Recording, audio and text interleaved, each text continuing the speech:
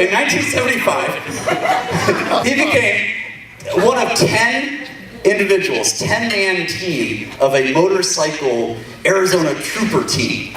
And then in 1980, this gentleman founded Make-A-Wish Foundation. How many of y'all would like to meet this gentleman tonight and hear from him? Give it up for Mr. Frank Shankwitz. Frank, come on up to the stage, my friend. There are 3 important dates associated with my life. And the first one, like Eric said, was in 1980. And at that time, I was a motorcycle officer with Arizona Highway Patrol. And during that period, there was a television show called Chips.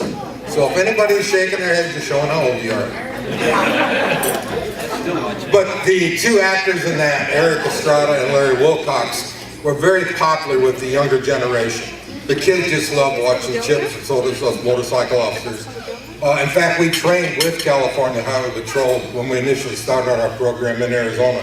Our motorcycles were identical, our uniforms were identical, except obviously ours said Arizona. And in 1980, the significant date, I was told about a little boy named Chris, 7 years old, who had leukemia. And unfortunately, it was terminal leukemia, he only had a couple weeks to live. But he loved Chips, he loved Punch and John, and he told his mother, when I grow up, I'm going to be a motorcycle officer, just like Punch and John. The family contacted the Highway Patrol. They asked if maybe we could do something special for Chris, just meet him. Our commanders went crazy, and during this time, like Eric said, I was on a 10-man squad. We traveled the whole state of Arizona. When we had some extra time, we'd go to the local grade schools, talk about bicycle safety, which the kids could care less about. They wanted to just get on the motorcycles. But we still had a good time. And the department asked me if I would be a motorcycle officer that would meet Chris. And obviously I agreed to this. And I never met this little boy prior to this. But Chris was picked up in our helicopter and flown to our headquarters building, when they landed, I was standing by with a motorcycle. I expected our paramedics to help him out.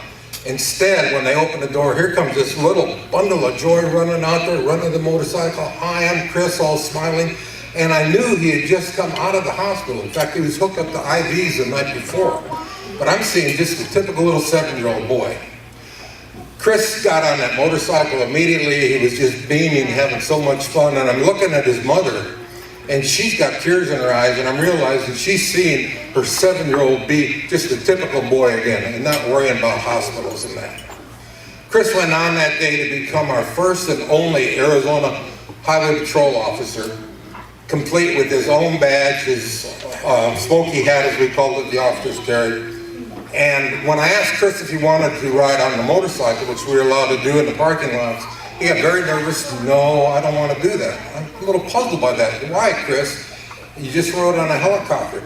Helicopters have doors. We found out doors were very important to Chris. And just then one of our squad cars pulled up.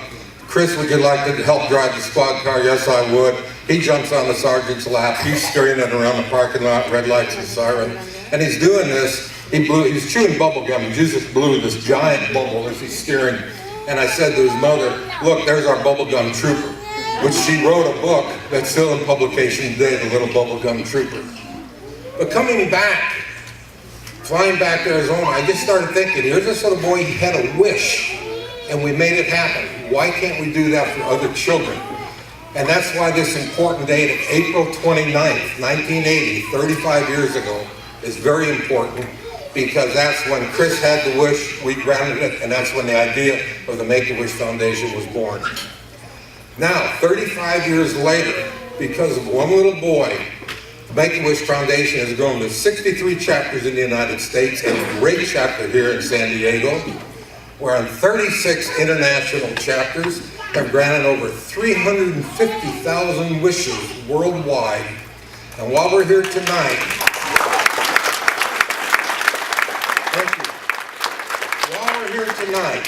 and a wish is granted an average of 28 minutes. So while we're here tonight, 2 or 3 wishes somewhere in the world are going to be granted.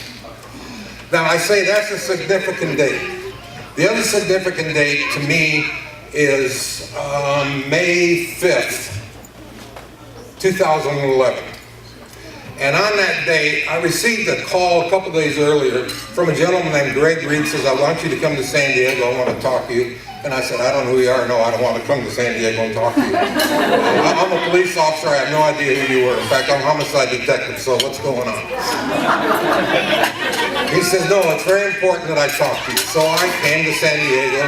And that date is very important because that's the day I met this young lady over here, Sandy, who picked me up at the airport. And that started a relationship with Sandy. Right away, she knew who I was. I had no idea who she was. And she started talking about, I want to start a nonprofit. And explained about her daughter. And can I give her any little hints, which I did. But on her own, through stickability. And the next important date is today, May 21st, 2015, because through stickability on Sandy's part, here we are for Carly's cause, making awareness and seeking donations for autistic children. Sandy, that date was so much, and thank you so much. And ladies and gentlemen, thank you so much.